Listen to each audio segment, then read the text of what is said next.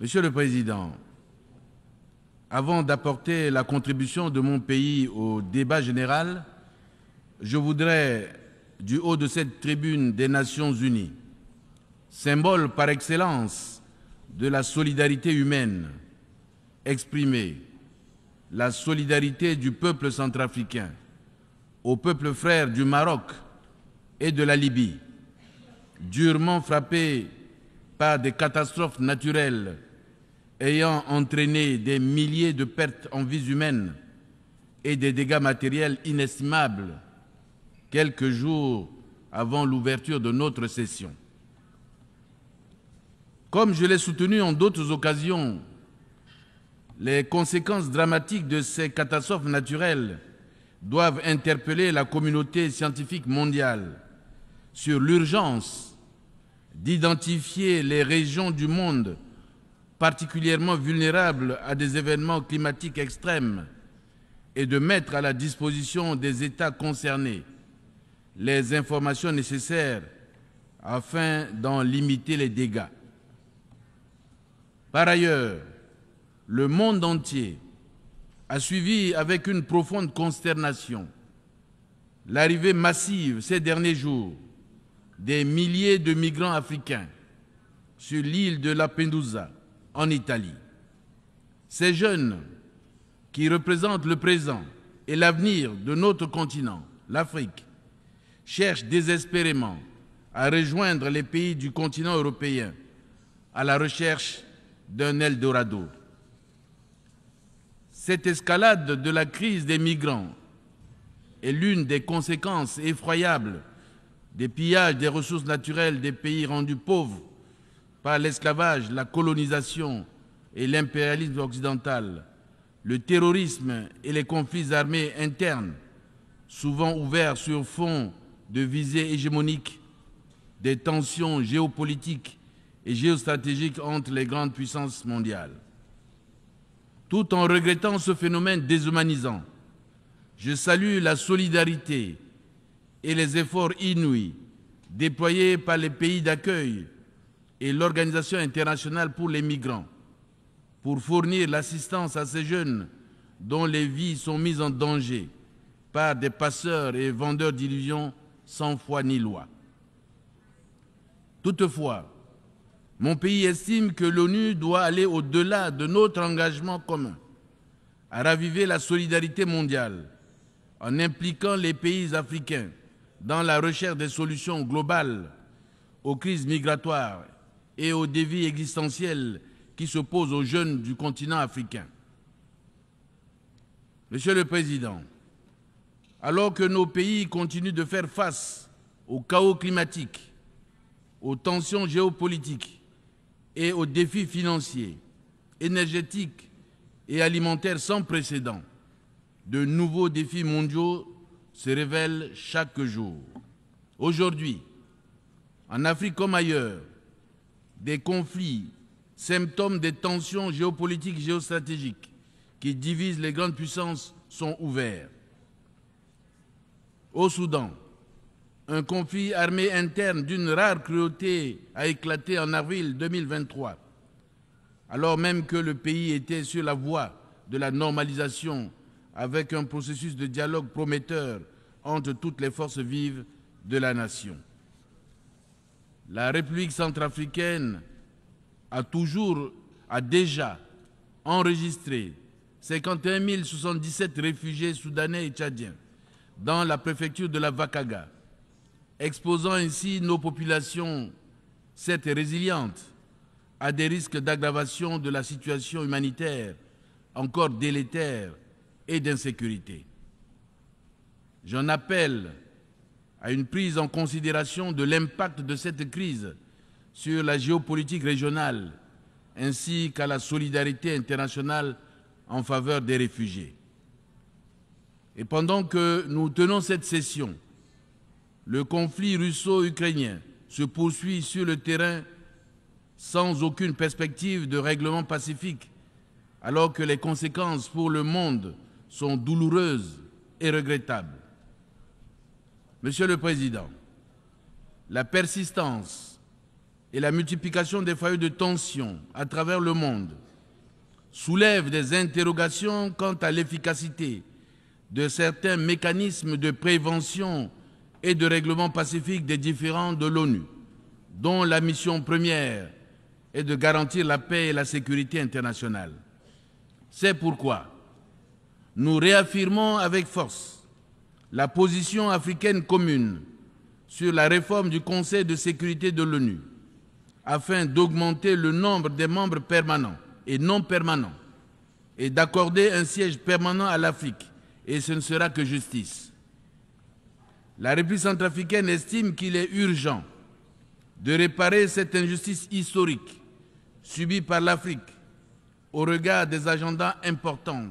tels que le sommet du futur en 2024 et le 80e anniversaire des Nations Unies en 2025, qui pourront être des occasions d'unir les pays membres afin de prendre des mesures concrètes pour la dite réforme. Monsieur le Président, la République centrafricaine s'interroge sur le point de savoir comment accélérer la réalisation de l'agenda 2030 en faveur de la paix, de la prospérité, du progrès et de la durabilité pour tous, lorsque certains États, du haut de leur puissance politique, économique et militaire, agitent en permanence la diplomatie coercitive ou instrumentalisent les institutions financières internationales aux fins d'imposer des blocus économiques, financiers et commerciaux contre les pays rendus pauvres par l'esclavage, la colonisation et l'impérialisme. En effet, le 29 juillet 2023, le peuple centrafricain a appris avec une grande désolation la reconduction de l'embargo sur les armes, modifié par des rapports et exposé des motifs tronqués, avec une fallacieuse dérogation pour les forces de sécurité nationale. La République centrafricaine dénonce à la face du monde cette cynique décision qui trahit l'intention inavouée des membres du Conseil qui l'ont votée d'instrumentaliser les régimes de sanctions à des fins de pression politique sous l'égide de l'ONU.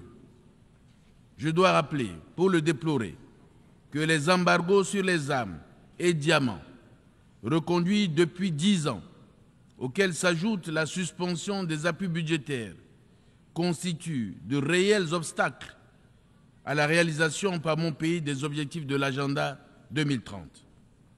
Nous récusons ce déni de notre droit à l'autodétermination et à la souveraineté permanente sur nos richesses et ressources naturelles,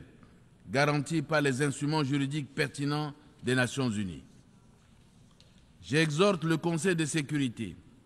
à faire cesser ces artifices qui visent à masquer la volonté de pérenniser l'insécurité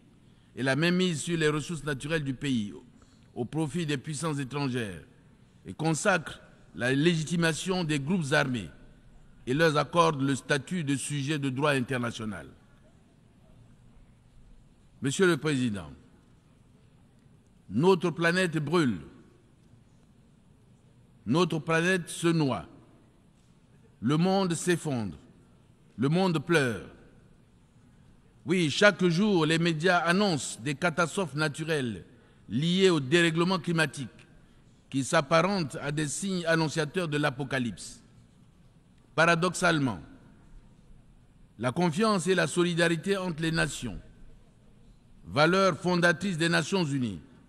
se fracturent davantage, éloignant ainsi la communauté humaine de la réalisation des objectifs nobles de développement durable en faveur de la paix, de la prospérité, du progrès et de la durabilité pour tous, prévus dans le programme 2030. Pourtant, pour rétablir la confiance et raviver la solidarité face aux phénomènes climatiques dévastateurs, des engagements ont été pris par les pays développés, grands pollueurs, depuis l'accord de Paris, en passant par ceux de Glasgow et de Sharm el-Sheikh en Égypte. La COP27 en particulier a utilement fixé 4 grands objectifs que nous avons tous adoptées, à savoir l'atténuation, l'adaptation, le financement et une transition juste afin de faire face aux défis communs de l'humanité. Malheureusement, beaucoup de pays, dont la République centrafricaine, victimes innocentes des conséquences dramatiques de la surexploitation de la planète par les pays développés,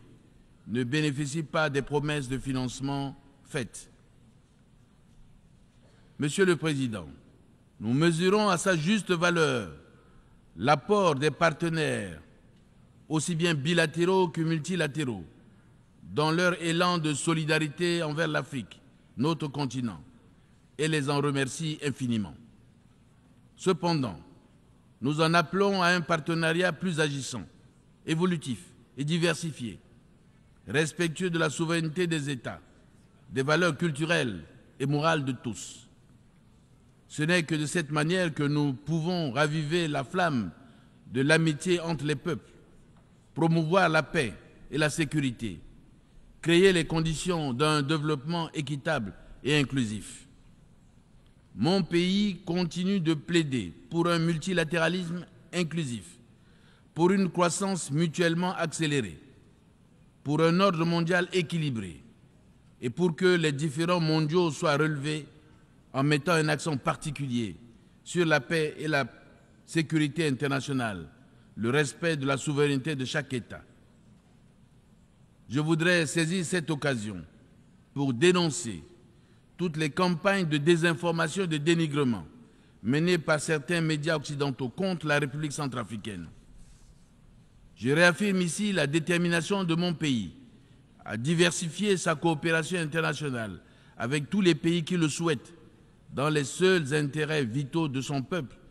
et à éviter d'être entraîné dans des compétitions entre puissances mondiales. Monsieur le Président, en adoptant par référendum le 30 juillet dernier la nouvelle constitution de la République centrafricaine à une majorité écrasante de 95,3% et un taux de participation de plus de 57%, le peuple centrafricain vient de réaffirmer son attachement aux buts et principes énoncés dans la Charte de l'ONU, son droit inaliénable au respect de sa souveraineté, à l'autodétermination, à la stabilité des institutions, à la paix, à la sécurité, à l'unité nationale et au développement. Pour accélérer la réalisation du programme 2030 et ses objectifs de développement durable en faveur de la paix, de la prospérité, du progrès et de la durabilité pour tous, le gouvernement poursuit l'exécution de l'accord politique pour la paix et la réconciliation et de la feuille de route conjointe de Luanda et s'investit pour renforcer l'engagement de toutes les parties prenantes.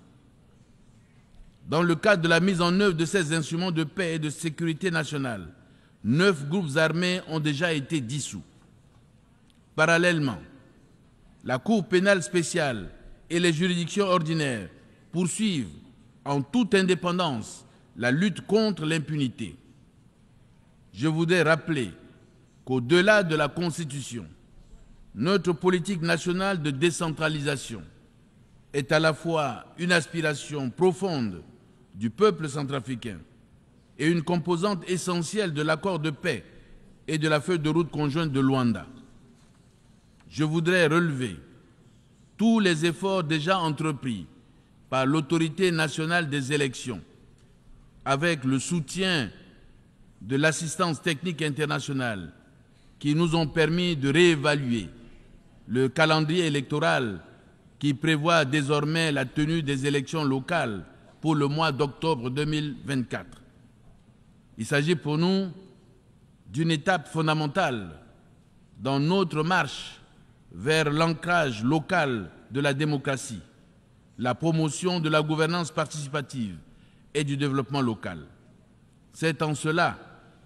que nous voulons ces élections locales inclusives, transparentes, pacifiques et crédibles. J'exhorte tous nos partenaires à soutenir le gouvernement pour l'achèvement du processus électoral si bien entamé. Je souhaite plein succès à nos travaux et vous remercie pour votre aimable attention.